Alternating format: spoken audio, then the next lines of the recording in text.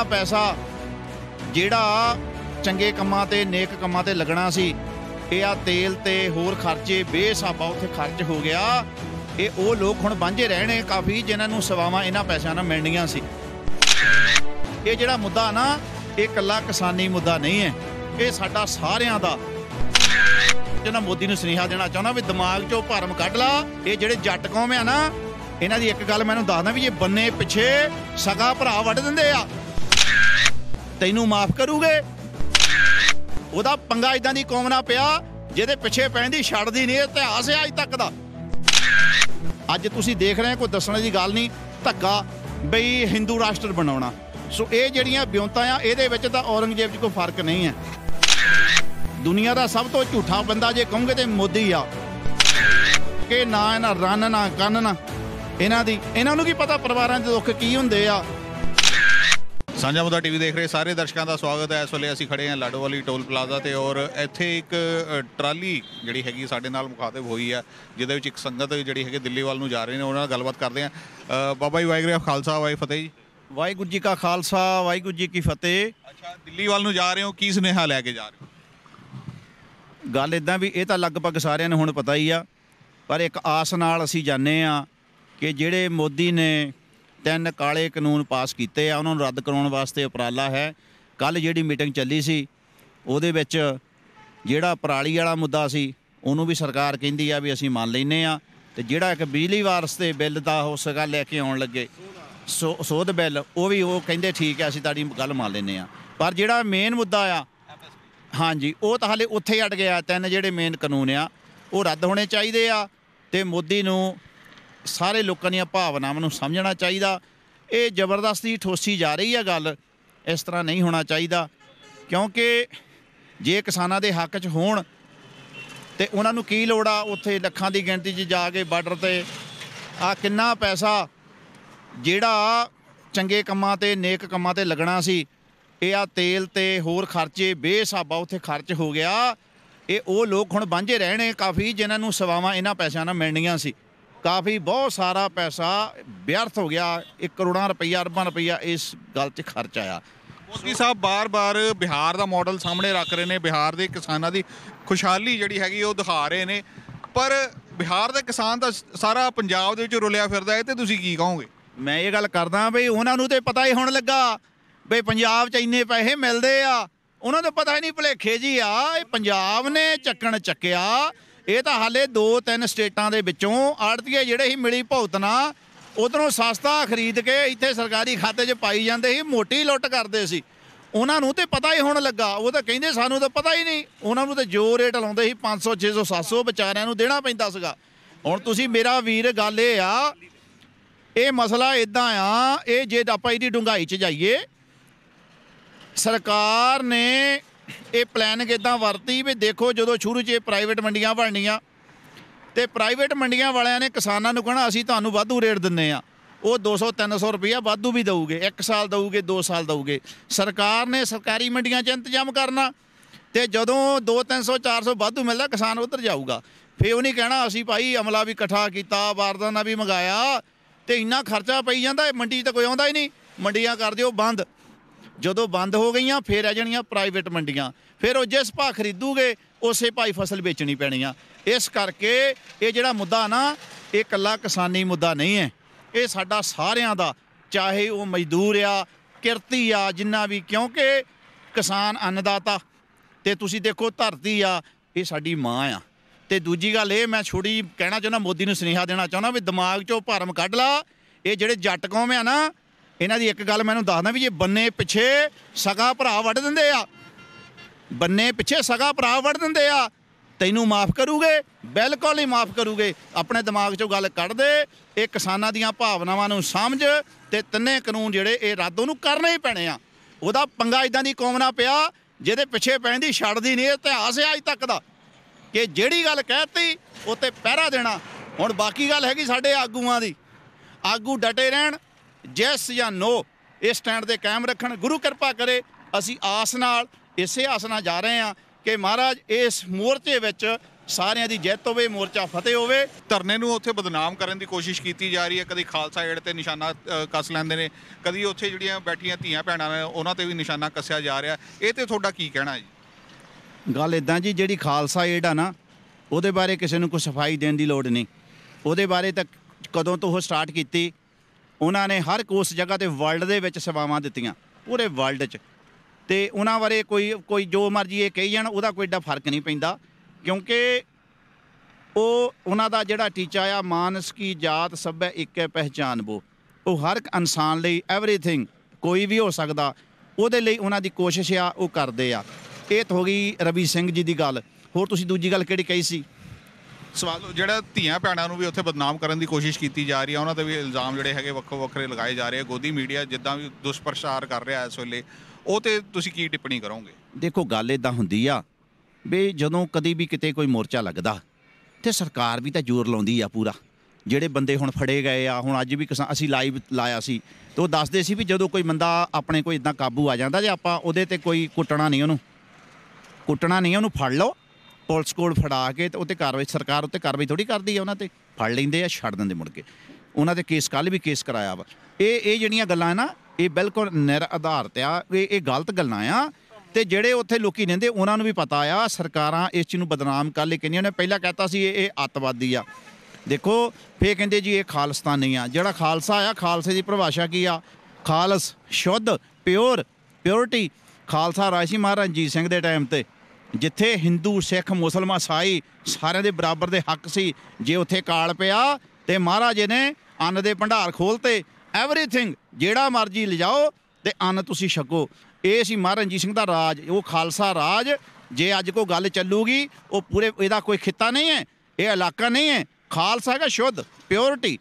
ਔਰ ਇਹ ਬੰਦ ਚੋਂ ਭੁਲੇਖਾ ਕੱਢਣਾ ਚਾਹੀਦਾ, ਪ੍ਰਚਾਰ ਹੀ ਨਹੀਂ ਸਾਡੇ ਬੰਦੇ ਪੂਰਾ ਕਰ ਸਕੇ ਵੀ ਖਾਲਸ ਦਾ ਮਤਲਬ ਹੈਗਾ ਉੱਥੇ ਚਾਹੇ ਹਿੰਦੂ ਆ ਪੰਜਾਬ 'ਚ, ਚਾਹੇ ਮੁਸਲਿਮ, ਚਾਹੇ ਸਿੱਖ, ਚਾਹੇ ਈਸਾਈ, ਬਰਾਬਰ ਦੇ ਹੱਕ ਹੋਣਗੇ ਉਹਨਾਂ ਦੇ ਰਾਈਟ, ਆਪਣੇ ਕੰਮ ਕਰਨ, ਉਹਨਾਂ ਨੂੰ ਆਜ਼ਾਦੀ ਹੋਊਗੀ। ਉਹਨਾਂ ਦੇ ਧਰਮ ਸਾਰੇ ਆਪਣੇ ਆਪਣੇ ਧਰਮ 'ਚ ਪਰਪੱਕ ਰਹਿਣ। ਉਹ ਮਤਲਬ ਉਹਨਾਂ ਨੂੰ ਇੱਦਾਂ ਮਹਿਸੂਸ ਹੋਊਗਾ ਵੀ ਹਾਂ ਬਈ ਅਸੀਂ ਬਰਾਬਰ ਹਾਂ। ਅੱਜ ਤੁਸੀਂ ਦੇਖ ਰਹੇ, ਕੋਈ ਦੱਸਣ ਦੀ ਗੱਲ ਨਹੀਂ, ਧੱਕਾ ਬਈ ਹਿੰਦੂ ਰਾਸ਼ਟਰ ਬਣਾਉਣਾ। ਸੋ ਇਹ ਜਿਹੜੀਆਂ ਵਿਉਂਤਾਂ ਆ, ਇਹਦੇ ਵਿੱਚ ਤਾਂ ਔਰੰਗਜ਼ੇਬ 'ਚ ਕੋਈ ਫਰਕ ਨਹੀਂ ਹੈ। ਔਰੰਗਜ਼ੇਬ ਵਿੱਚ ਇਹਦੇ ਵਿੱਚ ਕੋਈ ਫਰਕ ਨਹੀਂ ਹੈ। ਜੋ ਕੁਛ ਉਹ ਕਰਦਾ ਸੀ, ਉਹੀ ਕਰਤੂਤਾਂ ਇਹਦੀਆਂ। ਹਿਟਲਰ ਦਾ ਪੁਰਾਣਾ ਰਿਕਾਰਡ ਦੇਖੋ, ਕੀ ਕੁਛ ਕਰਦਾ ਸੀ। ਇਹ ਸੰਸਦ 'ਚ ਵੜਿਆ, ਇਹਨੇ ਰੋ ਕੇ ਦਿਖਾ ਲਿਆ, ਇਹਨੇ ਡਰਾਮਾ ਕੀਤਾ। ਇਹ ਐਡਾ ਝੂਠਾ ਬੰਦਾ, ਦੁਨੀਆ ਦਾ ਸਭ ਤੋਂ ਝੂਠਾ ਬੰਦਾ ਜੇ ਕਹੋਗੇ ਤੇ ਮੋਦੀ ਆ। ਇਹ ਤੋਂ ਵੱਡਾ ਕੋਈ ਝੂਠਾ ਬੰਦਾ ਨਹੀਂ। ਇਹਨੇ ਉੱਥੇ ਪਹਿਲਾਂ ਤਾਂ ਉਹ ਜਾ ਕੇ ਮੱਥੇ ਟੇਕਦਾ, ਫਿਰ ਕਹਿੰਦਾ ਮੈਂ ਚਾਹ ਵੇਚਦਾ। ਦਿਖਾ ਲਓ ਕੋਈ ਇੱਕ ਵੀ ਬੰਦਾ ਕਹਿ ਦੇਵੇ ਦੁਨੀਆ ਦਾ ਇਹਨੂੰ ਕਿਸੇ ਨੂੰ ਚਾਹ ਵੇਚਦੇ ਦੇਖਿਆ। ਇਹ ਬਣਾਈਆਂ ਹੁੰਦੀਆਂ ਗੱਲਾਂ। ਦੂਜੀ ਗੱਲ, ਇੱਕ ਸਿਸਟਮ ਆ ਜਿਹੜਾ ਇਹ ਜਿਹੜੀ ਸਰਕਾਰ ਇਹਨੂੰ ਇੱਕ ਸਿਸਟਮ ਚਲਾਉਂਦਾ। ਜੇ ਮੋਦੀ ਤੁਸੀਂ ਬਦਲ ਵੀ ਦਿੰਦੇ, ਜੇ ਕਹੋਗੇ ਨਾ ਮੋਦੀ ਬਦਲਤਾ ਤਾਂ ਇਹ ਫਰਕ ਪੈ ਜੂ, ਨਹੀਂ। ਉਹ ਤਾਕਤਾਂ, ਉਹ ਪਾਵਰ ਜਿਹੜੀ ਸਰਕਾਰ ਨੂੰ ਚਲਾ ਰਹੀ ਆ, ਉਹਨਾਂ ਨੇ ਇਹਨਾਂ ਨੂੰ ਤਿਆਰ ਕਰਨ ਲਈ ਉਹਨਾਂ ਨੂੰ ਬਹੁਤ ਸਮਾਂ ਲੱਗਾ। ਇਹ 20, 30, 40 ਸਾਲ ਤੋਂ ਪਹਿਲਾਂ ਤੋਂ ਉਹਨੀ ਤਿਆਰੀ ਕੀਤੀ। ਇਹ ਜਿੰਨੇ ਛੜੇ ਸੀ ਜਾਂ ਬੀਬੀਆਂ ਨੇ, ਕਈਆਂ ਨੇ ਮੈਰਿਜ ਨਹੀਂ ਕੀਤੀ, ਉਹ ਤਿਆਰ ਕਰਕੇ ਨਾ ਇਹਨਾਂ ਰੰਨ ਨਾ ਕੰਨ ਨਾ ਇਹਨਾਂ ਨੂੰ ਕੀ ਪਤਾ ਪਰਿਵਾਰਾਂ ਦੇ ਦੁੱਖ ਕੀ ਹੁੰਦੇ ਆ। ਇਹ ਪਲੈਨਿੰਗ ਦੇ ਨਾਲ ਇਹ ਸਾਰਾ ਕੁਝ ਹੋਇਆ। ਸਾਡੇ ਲੋਕਾਂ ਨੂੰ ਸਮਝਣਾ ਚਾਹੀਦਾ, ਮੋਦੀ ਨਹੀਂ, ਉਹ ਇੱਕ ਤਾਕਤ ਆ ਉਹਦੇ ਪਿੱਛੇ ਕੰਮ ਕਰ ਰਹੀ, ਜੋ ਉਹ ਤੋਂ ਕਰਵਾ ਰਹੀ ਆ। ਜਿਨ੍ਹਾਂ ਨੇ ਧਨ ਸਾਰਾ ਲਾ ਕੇ ਸਰਕਾਰ ਬਣਾਈ ਆ, ਉਹ ਜਿੱਦਾਂ ਕਹਿੰਦੇ ਉੱਦਾਂ ਹੀ ਕਰਦਾ। ਇਸ ਕਰਕੇ ਦੂਜੀ ਗੱਲ, ਇਹ ਜੋ ਕੁਛ ਵੀ ਸਿਸਟਮ ਆ ਪਹਿਲਾਂ ਬਾਹਰਲੇ ਮੁਲਕਾਂ 'ਚ ਹੋ ਚੁੱਕਾ, ਤੇ ਸਾਨੂੰ ਕੋਈ ਸਿੱਖਣ ਦੀ ਕਿਸੇ ਤੋਂ ਲੋੜ ਨਹੀਂ। ਬਾਹਰਲਾ ਤਜਰਬਾ ਦੇਖ ਕੇ ਪਤਾ ਲੱਗਦਾ। ਤੇ ਉੱਥੇ ਸਾਰੇ ਦਿਹਾੜੀਦਾਰ ਬਣੇ ਆ, ਜਾਂਦੇ ਆ ਦਿਹਾੜੀ ਲਾ ਕੇ ਆ ਜਾਂਦੇ ਆ। ਇਹ ਹੁਣ ਇਹ ਚਾਹੁੰਦੇ ਆ ਬਾਕੀ ਸਾਰਾ ਕੁਝ ਤਾਂ ਸਾਂਭ ਲਿਆ। ਇਹਨੇ ਨੋਟਬੰਦੀ ਕੀਤੀ, ਕੋਈ ਸਰਕਾਰ ਆਪਣੇ ਮੁਲਕ ਨੂੰ ਫਾਇਦਾ ਨਹੀਂ ਹੋਇਆ। ਇਹਨੇ GST ਲਾਈ, ਅੱਧਾ ਪੰਜਾਬ ਦਾ ਅੱਧਾ ਦਿੱਲੀ ਦਾ, ਲੇਕਿਨ ਇਕੱਠਾ ਕਰਕੇ ਦਿੱਲੀ ਲੈ ਜਾਂਦਾ, ਮੁੜ ਕੇ ਮਰਜ਼ੀ ਨਾਲ ਪੰਜਾਬ ਨੂੰ ਦਿੰਦੇ ਆ। ਨੋਟਬੰਦੀ 'ਚ ਫਾਇਦਾ ਨਹੀਂ, GST। ਫਿਰ ਦੇਖੋ ਜੰਮੂ ਕਸ਼ਮੀਰ ਰਾਜ ਬਣਿਆ, ਉਹਨਾਂ ਨੂੰ ਸ਼ਾਮਲ ਕੀਤਾ ਸੀ ਵੀ ਤੁਹਾਨੂੰ ਸਪੈਸ਼ਲ ਤੌਰ 'ਤੇ ਇਹ ਤੁਹਾਡਾ ਵੱਖਰਾ ਝੰਡਾ ਹੋਊਗਾ, ਤੁਹਾਨੂੰ ਸਪੈਸ਼ਲ ਤੌਰ 'ਤੇ ਤੁਹਾਡੇ ਵੱਖਰੀਆਂ ਪਾਵਰਾਂ ਦਿੱਤੀਆਂ। ਤੇ ਉਹ ਜਿਹੜੀ ਚੀਜ਼ ਸੀ, ਸਮਾਂ ਪਿਆ, ਇਹਨੇ ਧੱਕਾ ਕੀਤਾ ਉਹਨਾਂ ਨਾਲ ਵੀ, ਉਹ ਧਾਰਾ ਤੋੜਤੀ। ਜਿਹੜਾ ਅੱਜ ਮੁੱਦੇ ਦੀ ਗੱਲ ਚੱਲਦੇ, ਸੋਧ ਕਰਾਂਗੇ, ਇਸੇ ਕਰਕੇ ਹੀ ਇਹ ਸੋਧ ਨਾਲ ਗੱਲ ਨਹੀਂ ਬਣਨੀ। ਇਹਨੂੰ ਕਾਨੂੰਨ ਵਾਪਸ ਲੈਣੇ ਪੈਣੇ ਆ, ਕਿਉਂਕਿ ਇਹਨਾਂ ਕੋਲ ਰਾਈਟ ਹੁੰਦਾ ਜਦੋਂ ਮਰਜ਼ੀ ਦਾ ਉਹ ਕੈਂਸਲ ਕੀਤਾ ਜੰਮੂ ਕਸ਼ਮੀਰ ਵਾਲਾ। ਇੱਥੇ ਵੀ ਉਹੀ ਕਹਾਣੀ ਬਣਨੀ ਆ। ਪਰ ਐਜੀਟੇਸ਼ਨ ਇਦਾਂ ਦੀ ਮਜ਼ਬੂਤ ਬਾਰ-ਬਾਰ ਨਹੀਂ ਬਣਦੀ। ਜੇ ਆਪਾਂ ਕਹੀਏ ਦੁਨੀਆ ਇਕੱਠੀ ਹੋ ਜੂਗੀ, ਅੱਜ ਕੀ ਹੋ ਗਿਆ? ਅੱਜ ਤਾਂ ਪ੍ਰਮਾਤਮਾ ਨੇ ਵਿਧ ਬਣਾਈ, ਜਿਹੜਾ ਸਰਕਾਰਾਂ ਨੇ ਸਾਡੇ ਲੋਕਾਂ 'ਚ ਪਾੜ ਪਾਇਆ, ਸਾਨੂੰ ਲੜਾਉਣਾ ਚਾਹਿਆ, ਅੱਜ ਮਹਾਰਾਜ ਦੀ ਐਡੀ ਕਿਰਪਾ ਹੋ ਗਈ, ਸਾਰੇ ਲੋਕੀ ਇਕੱਠੇ ਹੋ ਗਏ ਤੇ ਉਹ ਤਾਂ ਉਲਟ ਪੈ ਗਿਆ ਕੰਮ ਉਹਨਾਂ ਤਾਂ ਫਿਕਰ ਪੈ ਗਿਆ। ਮੈਂ ਇੱਕ ਸਵਾਲ ਲੈਣਾ ਚਾਹੂੰਗਾ। ਸਰਕਾਰਾਂ ਦੀ ਗੱਲ ਆਈ ਹੈ ਵਿੱਚ, ਪੰਜਾਬ ਸਰਕਾਰ ਵੀ ਕਿਤੇ ਨਾ ਕਿਤੇ ਇਸ ਰੁੱਖ ਦੇ ਵਿੱਚ ਸੀਗੀ ਕਿ ਬਿੱਲ ਲਾਗੂ ਹੋ ਜਾਣ। ਅਕਾਲੀ ਦਲ ਵੀ ਇਸ ਦੇ ਫੇਵਰ 'ਚ ਸੀਗੇ। ਬਾਦਲ ਸਾਹਿਬ ਅਖੀਰ ਤੱਕ ਇਹਦਾ ਫੇਵਰ ਕਰਦੇ ਰਹੇ ਵੀ ਬਿੱਲ ਬਹੁਤ ਵਧੀਆ ਨੇ। ਫਿਰ ਜਦੋਂ ਦੇਖਿਆ ਕਿਸਾਨੀ ਇਹਦੇ ਅਗੇਂਸਟ ਹੋ ਗਈ ਤਾਂ ਇੱਕਦਮ ਉਹਨਾਂ ਨੇ ਰੁੱਖ ਬਦਲਿਆ। ਇਹ ਤੇ ਤੁਹਾਡਾ ਕੀ ਕਹਿਣਾ ਹੈ? ਮੈਂ ਕਿਹਾ ਬਹੁਤ ਵਧੀਆ ਸਵਾਲ ਕੀਤਾ। ਹੁਣ ਮੈਂ ਤੁਹਾਨੂੰ ਸਾਰੇ ਲਪੇਟ ਦੇਣੇ ਵਿੱਚੇ ਸੁਖਬੀਰ ਸਿੰਘ ਬਾਦਲ, ਵਿੱਚੇ ਪ੍ਰਕਾਸ਼ ਸਿੰਘ ਬਾਦਲ, ਪੂਰੀ ਅਕਾਲੀ ਦਲ ਪਾਰਟੀ, ਇਹਨਾਂ ਨੂੰ ਇਕੱਲਿਆਂ ਨਹੀਂ ਕਹਾਂਗੇ ਕਿਉਂਕਿ ਪਾਰਟੀ ਦੇ ਮੇਨ ਬੰਦੇ ਸਾਰੀ ਪਾਰਟੀ ਨਾਲ ਆ। ਉਹ ਨਾਲ ਕੈਪਟਨ ਅਮਰਿੰਦਰ ਸਿੰਘ। ਇਹ ਜਿਹੜੀਆਂ ਸਕੀਮਾਂ ਕਦੇ ਅੱਜ ਦੀਆਂ ਥੋੜ੍ਹੀ ਚੱਲੀਆਂ ਸੀ, ਇਹ ਪਲੈਨਿੰਗ ਪਹਿਲਾਂ ਤੋਂ ਚੱਲਦੀ ਸੀ। ਮੈਨੂੰ ਇਸ ਤਰ੍ਹਾਂ ਮੈਂ ਇਹ ਮਹਿਸੂਸ ਕਰਦਾ, centre government, captain Amarinder Singh, Prakash Singh Badal, Sukhbir Singh Badal, ਇਹ ਪੂਰੀ ਪਾਰਟੀ ਅਕਾਲੀ ਦਲ। ਅਸੀਂ ਹੁਣ ਤੁਹਾਨੂੰ ਦੱਸਦੇ ਵੀ ਅਸੀਂ ਜਾ ਰਹੇ ਨਾ, ਸਾਡਾ ਕੋਈ ਦਲ ਨਹੀਂ।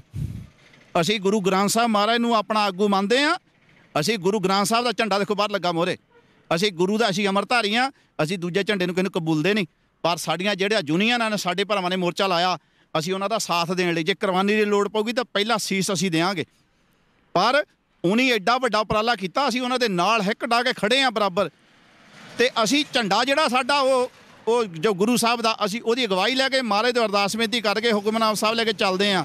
ਅੱਗੇ ਜੋ ਸਮਾਂ ਆਊਗਾ, ਗੁਰੂ ਮਹਾਰਾਜ ਜੇ ਸਾਡੇ ਕੋਲ ਕੋਈ ਸੇਵਾ ਲੈਣੀ ਹੋਈ, ਇਸ ਚੀਜ਼ ਦੇ ਸਾਨੂੰ ਲੈਕ ਸਮਝਣਗੇ ਅਤੇ ਅਸੀਂ ਤਿਆਰ ਹੋ ਕੇ ਰਹੀਦਾ ਐਵਰੀਥਿੰਗ। ਅਤੇ ਮੇਰਾ ਭਰਾ, ਤੁਸੀਂ ਇਹ ਜਿਹੜਾ ਬਹੁਤ ਵੱਡਾ ਉਪਰਾਲਾ ਕਰ ਰਹੇ ਆ ਕਿ ਜਿਹੜੀ ਜਿੱਦਾਂ ਹਰ ਤਰ੍ਹਾਂ ਦਾ ਵਿਊ ਤੁਸੀਂ ਲੈ ਰਹੇ ਆ, ਇਸ ਕਰਕੇ ਇਹ ਜਿਹੜੀਆਂ ਸਰਕਾਰਾਂ ਆ, ਇਹਨਾਂ ਨੇ ਬੜੀਆਂ ਚਾਲਾਂ ਚੱਲਣੀਆਂ। ਸਾਨੂੰ ਚਾਹੀਦਾ ਅਸੀਂ ਸਮਝਦਾਰੀ ਤੋਂ ਕੰਮ ਲਈਏ ਅਤੇ ਇਹ ਸਰਕਾਰਾਂ ਦਾ ਮੂੰਹ ਤੋੜ ਜਵਾਬ ਦਈਏ, ਇਕੱਠੇ ਰਹੀਏ, ਰਲ ਮਿਲ ਕੇ। ਜੇ ਨਾ ਸੋਚੀਏ ਇਕੱਲਾ ਕਿਸਾਨਾਂ ਦਾ ਮਸਲਾ ਆ, ਇਹ ਜਦੋਂ ਕੱਲ੍ਹ ਨੂੰ ਤਕਲੀਫ ਸਾਰਿਆਂ ਨੂੰ ਹੋਣੀ ਆ ਅਤੇ ਉਦੋਂ ਆਪਣੇ ਹੱਥ 'ਚ ਕੁਛ ਨਹੀਂ ਰਹਿਣਾ।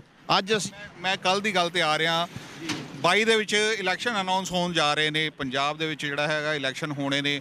ਭਾਵੇਂ ਕਿ ਇਸ ਵੇਲੇ ਜਿਹੜਾ ਰੁਖ ਚੱਲ ਰਿਹਾ, ਦੋਵੇਂ ਸਰਕਾਰਾਂ ਤੋਂ ਜਿਹੜੇ ਵਿਮੁਖ ਹੋ ਚੁੱਕੇ ਨੇ ਲੋਕ, ਕਿਸਾਨੀ ਧਰਨਾ ਜਿਹੜਾ ਪੂਰੇ ਜ਼ੋਰਾਂ ਸ਼ੋਰਾਂ 'ਤੇ ਚੱਲ ਰਿਹਾ ਇਸ ਵੇਲੇ। ਕਾਂਗਰਸੀਆਂ ਦਾ ਵੀ ਵਿਰੋਧ ਹੋ ਰਿਹਾ, ਬੀਜੇਪੀ ਦਾ ਵੀ ਵਿਰੋਧ ਹੋ ਰਿਹਾ, ਨਾਲ ਦੀ ਨਾਲ ਅਕਾਲੀਆਂ ਦਾ ਵੀ ਵਿਰੋਧ ਹੋ ਰਿਹਾ। ਅਤੇ ਕੀ ਲੱਗਦਾ ਵੀ ਆਉਣ ਵਾਲੇ ਸਮੇਂ ਦੇ ਵਿੱਚ ਕਿਹੜੀ ਪਾਰਟੀ ਜਿਹੜੀ ਹੈਗੀ ਸਟੈਂਡ ਕਰ ਸਕਦੀ ਆ? ਦੇਖੋ, ਜਿਹੜੀਆਂ ਸਿਆਸੀ ਪਾਰਟੀਆਂ ਹੁੰਦੀਆਂ ਨਾ, ਇਹਨੇ ਤਾਂ ਆਪਣਾ ਮਕਸਦ ਦੇਣਾ ਵੀ ਸਾਡਾ ਉੱਲੂ ਕਿੱਦਾਂ ਸਿੱਧਾ ਹੁੰਦਾ, ਚਾਹੇ ਆਮ ਪਾਰਟੀ, ਚਾਹੇ ਅਕਾਲੀ, ਚਾਹੇ ਕਾਂਗਰਸ, ਜਾਂ ਕੋਈ ਨਵੀਂ ਵੀ ਬਣਾ ਲਈਏ। ਪਰ ਆਹ ਜਿਹੜਾ ਨਾ ਹੁਣ ਨਵੀਂ, ਆਹ ਜਿਹੜੇ ਸਾਡੇ ਨਵੇਂ ਨੌਜਵਾਨ, ਸਾਡੇ ਕਿਸਾਨ ਲੀਡਰ, ਸਿਆਸੀ ਪਾਰਟੀਆਂ ਧੱਕਦੀਆਂ ਹਾਸ਼ੀਏ 'ਚ, ਇਹਨਾਂ ਨੇ ਖੁਦ ਇਹਨੀ ਦੁਨੀਆ ਨੂੰ ਦਿਖਾ ਦਿੱਤਾ। ਇਹ ਕਿੱਡਾ ਵੱਡਾ, ਤੁਸੀਂ ਦੇਖੋ 1 ਮਹੀਨੇ ਤੋਂ ਉੱਤੇ ਹੋ ਗਿਆ ਸ਼ਾਂਤੀਪੂਰਵਕ। ਅਸੀਂ ਤਾਂ ਤੱਤੇ ਪੁਲ 'ਤੇ ਕਿੰਨੇ ਚੱਲਦੇ ਪਤਾ ਹੀ ਹੈ ਤੁਹਾਨੂੰ, ਮਿੰਟ ਜੀ ਤੱਤ ਫੜਾ। ਪਰ ਨਹੀਂ, ਉਹ ਬਹੁਤ ਵਧੀਆ ਤਰੀਕੇ ਨਾਲ ਸ਼ਾਂਤਮਈ ਸਿਸਟਮ ਨਾਲ ਇਹ ਕੰਮ ਚੱਲ ਰਿਹਾ ਆ। ਇਸ ਕਰਕੇ ਸਾਨੂੰ ਆਸ ਆ ਵੀ ਇਹਨਾਂ ਗੱਲਾਂ ਦੇ ਵਿੱਚ ਤੇ ਅਸੀਂ ਕਾਮਯਾਬੀ ਕਰਾਂਗੇ। ਬਾਕੀ ਹੁਣ ਤੁਹਾਡਾ ਮੈਂ ਸਵਾਲ ਦਾ ਜਵਾਬ ਦੇਣਾ, ਮੈਂ ਥੋੜ੍ਹਾ ਜਿਹਾ ਮੇਰੇ ਨਾ ਦਿਮਾਗ 'ਚੋਂ ਨਿਕਲ ਗਿਆ, ਹੁਣ ਆ ਗਿਆ ਫਿਰ ਟਿਕਾਣੇ 'ਤੇ। ਤੁਸੀਂ ਗੱਲ ਕੀਤੀ 22 ਦੀ, ਦੇਖੋ ਸਾਰੇ ਲੋਕੀ ਸਮਝਦਾਰ ਹੋ ਗਏ ਆ, ਚਾਹੇ ਕੋਈ ਵੀ ਪਾਰਟੀ ਆ। ਉਹ ਜੇ ਤਾਂ ਉਹ ਦਿੱਲੀ 'ਚ ਉਹਦੀ ਸਰਕਾਰ ਆ, ਉਹਨੇ ਦਿੱਲੀ ਜਿਹੜੇ ਕਿਸਾਨ ਆ ਨਾਰਾਜ਼ ਥੋੜ੍ਹੀ ਕਰਨੇ ਆ। ਦਿੱਲੀ 'ਚ ਬਿਆਨ ਹੋਊਗਾ ਦਿੱਲੀ ਦੇ ਕਿਸਾਨਾਂ ਦੇ ਹੱਕ 'ਚ। ਜੇ ਉਹ ਹਰਿਆਣੇ 'ਚ ਇੱਕ ਇਲੈਕਸ਼ਨ ਲੜਦੇ ਆ ਅਤੇ ਹਰਿਆਣੇ 'ਚ ਉਹਨੇ ਹਰਿਆਣੇ ਦੇ ਕਿਸਾਨਾਂ 'ਚ ਉਹ ਨਹਿਰ ਦਾ ਮੁੱਦਾ ਉੱਠ ਗਿਆ ਤਾਂ ਉਹਦੇ ਹੱਕ 'ਚ ਹੋ ਜਾਣਾ। ਅਤੇ ਜੇ ਹੋ ਗਿਆ ਪੰਜਾਬ ਦੇ ਵਿੱਚ, ਉਹਨੇ ਪੰਜਾਬ ਦੀ ਗੱਲ ਕਰਨੀ, ਕਿਉਂਕਿ ਉਹਨਾਂ ਨੂੰ ਉਹ ਵੋਟਾਂ ਉੱਥੇ ਲੈਣੀਆਂ, ਉੱਥੇ ਦਾ ਮਸਲਾ ਉਹਨਾਂ ਦਾ ਸਿਰਫ ਵੋਟਾਂ ਦਾ ਮਸਲਾ, ਉਹਨਾਂ ਨੂੰ ਕੋਈ ਕਿਸੇ ਨਾਲ ਕੋਈ ਮਤਲਬ ਨਹੀਂ। ਲੇਕਿਨ ਜਿਹੜੇ ਹੁਣ ਆਮ ਲੋਕਾਂ ਦੇ ਵਿੱਚੋਂ ਲੀਡਰ ਨਿਕਲਣ, ਲੋਕਾਂ ਦਾ ਫਰਜ਼ ਬਣਦਾ ਕਿ ਅਸੀਂ ਉਹ ਆਮ ਜਿਹੜੇ ਮਨੁੱਖ ਆ, ਪੜ੍ਹੇ ਲਿਖੇ ਹੋਣੇ ਚਾਹੀਦੇ। ਨਾਲ ਕੰਡੀਸ਼ਨ ਇਹ ਨਹੀਂ ਵੀ ਰਕਸ਼ਾ ਚਲਾਉਂਦਾ ਉੱਦਾਂ ਹੀ ਤੁਸੀਂ ਲੀਡਰ ਬਣਾ ਕੇ ਤੋਰ ਦਿਓ। ਉਹ ਕੁਆਲੀਫਾਈਡ ਹੋਣੇ ਚਾਹੀਦੇ, ਐਕਸਪੀਰੀਅੰਸ ਵਾਲੇ ਹੋਣੇ ਚਾਹੀਦੇ ਆ। ਉਹਨਾਂ ਨੂੰ ਲੀਡਰ ਬਣਾ ਕੇ ਹਮਾਇਤ ਦੇ ਕੇ ਇੱਕ ਇੱਦਾਂ ਦੀ ਅਲੱਗ ਆਜ਼ਾਦ ਪਾਰਟੀ ਬਣਾ ਕੇ ਕੋਈ ਵੀ ਨਾਂ ਰੱਖ ਸਕਦੇ ਆ ਅਤੇ ਪੰਜਾਬ 'ਚ ਉਹ ਸਰਕਾਰ ਬਣ ਸਕਦੀ। ਇਹਨਾਂ ਤੇ ਤਿੰਨਾਂ ਦੇ ਅਸੀਂ ਤਾਂ ਕਿਸੇ ਨੂੰ ਵੋਟ ਨਹੀਂ ਪਾਉਂਦੇ। ਪਰ ਅਕਸਰ ਦੇਖਿਆ ਜਾਂਦਾ ਜਦੋਂ ਵੀ ਇਲੈਕਸ਼ਨ ਆਉਂਦੇ ਆ ਤਾਂ ਯੂਥ ਨੂੰ ਸਭ ਤੋਂ ਪਹਿਲਾਂ ਭਰਮਾਉਣ ਦੀ ਕੋਸ਼ਿਸ਼ ਕੀਤੀ ਜਾਂਦੀ। ਉਹਨਾਂ ਨੂੰ ਪਹਿਲਾਂ ਨਸ਼ਿਆਂ ਦੇ ਵਿੱਚ ਗਰਕ ਕੀਤਾ ਜਾਂਦਾ ਆ ਅਤੇ ਸਭ ਤੋਂ ਵੱਡਾ ਵੋਟ ਬੈਂਕ ਜਿਹੜਾ ਹੈਗਾ ਉਹ ਆਪਣੇ ਆਪ 'ਚ ਹਾਸਲ ਕਰ ਲਿੱਤਾ ਜਾਂਦਾ। ਇਹ 'ਤੇ ਤੁਹਾਡਾ ਕੀ ਕਹਿਣਾ ਆ? ਗੱਲ ਇੱਦਾਂ ਵੀ ਤੁਸੀਂ ਗੱਲ ਤਾਂ ਕੀਤੀ ਵਧੀਆ, ਜਿਹੜਾ ਪੜ੍ਹਿਆ ਲਿਖਿਆ ਯੂਥ ਆ ਉਹ ਸਮਝਦਾਰ ਆ। ਆਹ ਜਿਹੜੀ ਹੁਣ ਲਹਿਰ ਚੱਲੀ ਨਾ, ਇਹਨੇ ਕਾਫੀ ਕੁਛ ਸਾਫ਼ ਕਰ ਦਿੱਤਾ ਆ, ਬਹੁਤ ਕਲੀਅਰ ਕਰਤਾ। ਅਤੇ ਯੂਥ ਜਿਹੜੇ ਇੱਦਾਂ ਇਹਨਾਂ ਦੇ ਪਿੱਛੇ ਨਹੀਂ ਲੱਗੂਗੇ। ਲੇਕਿਨ ਗੱਲ ਇਹ ਆ ਕਿ ਸਾਡੇ ਲੋਕੀ ਰਾਜੇ ਆ, ਇਹਨਾਂ ਨੇ ਬਣਾਤਾ ਭਿਖਾਰੀ ਵੀ ਤੁਹਾਨੂੰ 2 ਰੁਪਏ ਕਿਲੋ ਦਾਲ ਦਿਆਂਗੇ, ਉਹ ਥੱਲੇ 200 ਤੁਹਾਨੂੰ ਯੂਨਿਟ ਮਾਫ ਕਰਾਂਗੇ। ਉਹਦੇ ਬਾਅਦ 'ਚ ਹੁਣ ਤੁਸੀਂ ਦੇਖੋ, ਮੈਂ ਗੱਲ ਕਰਦਾ ਵੀ ਚੱਕੀ ਦੇ 2 ਪੁੜ ਹੁੰਦੇ ਆ, ਕੁਛ ਦਾਣੇ ਉਹਦੇ ਗੱਭੇ ਹੁੰਦੇ ਤੁਰੇ ਫਿਰਦੇ, ਉਹ ਪਿੱਛੇ ਨਹੀਂ ਜਾਂਦੇ। ਅਸੀਂ ਉਹ ਵਾਂ ਨਾ ਤਾਂ ਅਸੀਂ ਉਹ ਜਿਹੜੇ ਉੱਪਰ ਧੰਨ ਲਾਉਂਦੇ ਆ ਸਰਕਾਰ ਤੇ ਉਹ ਆ, ਤੇ ਨਾ ਥੱਲੜੀ ਕੈਟਾਗਰੀ ਇਹਨਾਂ ਦੀ ਸਭ ਤੋਂ ਵੱਧ ਵੋਟ ਆ। ਅਸੀਂ ਜਿਹੜੇ ਮੱਧ ਵਰਗ ਵਾਲੇ ਆ ਨਾ, ਸਾਡੀ ਜਿਹੜੀ ਵੋਟ ਆ ਉਹਨਾਂ ਇਹਨੂੰ ਸਰਕਾਰ ਨੂੰ ਕੋਈ ਫਰਕ ਨਹੀਂ ਪੈਂਦਾ, ਚਾਹੇ ਇੱਧਰ ਚੱਲ ਜਾਏ ਜਾਂ ਉੱਧਰ ਚੱਲ ਜਾਏ। ਅਸੀਂ ਤਾਂ ਉਹ ਦਾਣਾ ਜਿਹੜੇ ਵਿੱਚ ਤੁਰੇ ਫਿਰਨੇ ਚੱਕੀ ਦੇ ਉਹ ਵਾਂ, ਜੇ ਤਾਂ ਥੱਲੇ ਆ ਗਿਆ ਤਾਂ ਦਲਿਆ ਗਿਆ, ਨਹੀਂ ਤਾਂ ਘੁੰਮੇ ਜਾਣਾ ਵਿੱਚ। ਮੇਰੀ ਗੱਲ ਸਮਝਿਆ ਮੇਰਾ ਵੀਰ? ਇਹ ਤਾਂ ਰਿਜ਼ਲਟ ਜਿਹੜਾ ਦੇਣਾ ਉਹਨਾਂ ਨੇ ਦੇਣਾ, ਤੁਹਾਨੂੰ ਪਤਾ ਕਿ ਨਹੀਂ ਦੇਣਾ। ਜਿਹੜੇ 2 ਰੁਪਏ ਕਿਲੋ ਵਾਲਾ ਲੈਂਦੇ ਆ, ਭਿਖਾਰੀ ਨਹੀਂ ਬਣਨਾ ਚਾਹੀਦਾ। 80-80 ਹਜ਼ਾਰ ਸੈਲਰੀਆਂ ਲੈ ਕੇ 2 ਰੁਪਏ ਲੈ ਕੇ ਜਦੋਂ 2 ਰੁਪਏ ਕਿਲੋ ਚੀਜ਼ ਲੈਂਦੇ, ਸ਼ਰਮ ਨਹੀਂ ਆਉਂਦੀ ਉਹਨਾਂ ਨੂੰ? ਜ਼ਮੀਰ ਮਰ ਗਈ। ਅਸੀਂ ਆਪਣੀ ਜ਼ਮੀਰ ਮਾਰਤੀ। ਇਹ ਵੋਟ ਮੈਨੂੰ ਹਰ ਵਾਰ ਰੁਪਈਆ ਢੇਰ ਲਾ ਦਿਓ, ਕੋਈ ਵੋਟ ਪਾ ਕੇ ਦਿਖਾ ਲੈ ਆਪਣੀ ਮਰਜ਼ੀ ਨਾਲ, ਬਿਲਕੁਲ ਨਹੀਂ। ਸਾਡੀ ਜ਼ਮੀਰ ਜਾਗਦੀ। ਮੇਰੇ ਕੋਲ ਕਿੱਲਾ 1.5 ਕਿੱਲਾ ਜ਼ਮੀਨ ਆ, ਪਰ ਮੈਂ ਇੱਥੇ 6-7 ਵਾਰੀ ਆਇਆ। ਮੇਰੇ ਕੋਲ ਜ਼ਮੀਨ ਹੈ ਨਹੀਂ, ਪਰ ਮੇਰਾ ਜ਼ਮੀਰ ਹੈਗਾ। ਜਿਹਦਾ ਜ਼ਮੀਰ ਆ ਉਹ ਜਾਗਦਾ, ਜਿਹਦੀ ਜ਼ਮੀਰ ਮਰ ਗਈ ਤਾਂ ਉੱਦਾਂ ਹੀ ਮਰੇ ਤੁਰੇ ਫਿਰਦੇ ਆ। ਇਸ ਕਰਕੇ ਇਹ ਸਭ ਤੋਂ ਵੱਡਾ ਫੈਕਟ ਆ ਮੇਰਾ ਵੀਰ। ਇਹਦੇ 'ਚ ਸਾਡਾ ਕੋਈ ਐਡਾ ਯੋਗਦਾਨ ਨਹੀਂ ਹੈਗਾ। ਇਹ ਯੋਗਦਾਨ ਉੱਪਰ ਜਿਹਨੇ ਪੈਸਾ ਲਾਉਣਾ ਉਹ 5-7% ਲੋਕ ਆ, ਉਹਨੇ ਪੈਸਾ ਧੱਕ ਦੇਣਾ। ਇਹ ਜਿਹੜੀ ਥੱਲੇ ਮੈਜੋਰਟੀ ਆ ਉਹਨਾਂ ਨੂੰ ਉਸ ਵੇਲੇ, ਹੁਣ ਤੁਸੀਂ ਦੇਖੋ ਮਾਇਆਵਤੀ ਆ, ਉਹਨੇ ਪਹਿਲਾਂ ਸ਼ਾਂਤ ਰਹਿਣਾ, ਜੋ ਇਲੈਕਸ਼ਨ ਆਉਣੀ ਉਹਨੇ ਪਾਉਣਾ ਰੱਪਾ। ਅਕਾਲੀਆਂ ਨੇ ਦੇਖਣਾ ਹੁਣ ਬੀਜੇਪੀ ਟੁੱਟ ਗਈ, ਚਲੋ ਮਾਇਆਵਤੀ ਨਾਲ ਸਾਂਝ ਪਾ ਲੈਂਦੇ ਆ। ਉਹ ਵੋਟਾਂ ਉਹਨਾਂ ਦੀਆਂ ਬਹੁਤ ਆ। ਜੇ ਉਹ ਇਕੱਲੇ ਨਾ, ਉਹ ਮਾਇਆਵਤੀ ਵਾਲੀ ਪਾਰਟੀ ਬਹੁਜਨ ਸਮਾਜ ਪਾਰਟੀ ਇਕੱਲੀ ਲੜ ਲਵੇ, ਇਕੱਠੀ ਹੋ ਕੇ, ਤੇ ਅੱਧੀਆਂ 19 ਸੀਟਾਂ ਲੈ ਲੈਣੀਆਂ। ਪਰ ਕਿਹੜਾ ਉਹਨਾਂ ਨੂੰ ਸਮਝਾਵੇ? ਘਰੋਂ ਖਾ ਕੇ ਮੱਤ ਦੇਣੀ ਉਹਨਾਂ ਨੂੰ। ਇਸ ਕਰਕੇ ਇਹ ਜਿਹੜਾ ਹੁਣ ਇਹ ਕਲੀਅਰ ਸਾਫ ਆ, ਪਰ ਸਾਡੇ ਲੋਕ ਜਿਹੜੇ ਆ ਉਹਨਾਂ ਦੀ ਜ਼ਮੀਰ ਮਰੀ ਹੋਈ ਆ। ਬਾਕੀ ਜਿਹੜੇ ਨਾ ਪਾਰਟੀਆਂ ਦੇ ਮੋਹਰੇ ਉਹਨਾਂ ਨੂੰ ਚਮਚੇ ਕਿਹਾ ਜਾਂਦਾ, ਚਮਚੇ। ਉਹਨੇ ਕੁਛ ਆਪਣੇ ਨਿੱਜੀ ਸਵਾਰਥ ਹੱਲ ਕਰਨੇ ਹੁੰਦੇ। ਹਰ ਪਿੰਡ 'ਚ 10-20 ਵੀ ਹੁੰਦੇ ਆ, ਉਹ ਆਪਣਾ ਉਹ ਮਕਸਦ ਰੱਖਦੇ ਆ। ਉਹਨਾਂ ਦਾ ਦੁਨੀਆ ਨਾਲ ਕੋਈ ਲੈਣਾ ਦੇਣਾ ਨਹੀਂ ਕਿ ਅਸੀਂ ਸਾਡੀ ਇਹ ਸੋਚ ਆ, ਅਸੀਂ ਮਨੁੱਖਤਾ ਦੀ ਭਲਾਈ ਦੇ ਵਾਸਤੇ ਵੀ ਹਰ ਇੱਕ ਇਨਸਾਨ ਦਾ ਭਲਾ ਹੋਣਾ ਚਾਹੀਦਾ। ਹੁਣ ਸਾਡਾ ਨਗਰ ਬਿਆਸ ਪਿੰਡ ਆ, ਅਸੀਂ ਦਿੱਲੀ ਜਾ ਰਹੇ ਹਾਂ। ਸਾਡੇ ਨਗਰ ਦੀ ਇੱਕ ਸੰਸਥਾ ਹੈ ਯੂਨਾਈਟਿਡ ਸਿੱਖ ਮਿਸ਼ਨ। ਅਸੀਂ ਉੱਥੇ ਬਕਾਇਦਾ 2 ਐਂਬੂਲੈਂਸਾਂ ਟਿੱਕਰੀ ਬਾਰਡਰ 'ਤੇ ਉੱਥੇ ਲਗਾਤਾਰ ਚੱਲ ਰਹੀਆਂ 2 ਤਰੀਕ ਤੋਂ, ਤੇ ਬਕਾਇਦਾ ਦਵਾਈਆਂ ਮੈਡੀਸਿਨ ਦੀ ਸੇਵਾ ਚੱਲਦੀ ਆ। ਸੋ ਇਸ ਕਰਕੇ ਸਾਡੀ ਇਹ ਕੋਸ਼ਿਸ਼ ਆ, ਐਵਰੀਥਿੰਗ ਸਾਰਿਆਂ ਨੂੰ ਨਾਲ ਲੈ ਕੇ ਚੱਲੀਏ, ਫਿਰ ਸਾਨੂੰ ਮੋਰਚੇ 'ਚ ਫਤਿਹ ਪ੍ਰਾਪਤ ਹੋਣੀ ਆ। ਬਾਹਲਾ ਸਮਾਂ ਹੁਣ ਅਸੀਂ ਵੀ ਟਰਾਲੀ ਬੰਦੇ ਮੈਨੂੰ ਇਸ਼ਾਰਾ ਕਰੀ ਜਾਂਦੇ ਵੀ ਤੂੰ ਤਾਂ ਹਟਦਾ ਹੀ ਨਹੀਂ, ਤੇ ਆਪਾਂ ਚੱਲੀਏ। ਵਾਹਿਗੁਰੂ ਜੀ ਕਾ ਖਾਲਸਾ, ਵਾਹਿਗੁਰੂ ਜੀ ਕੀ ਫਤਿਹ।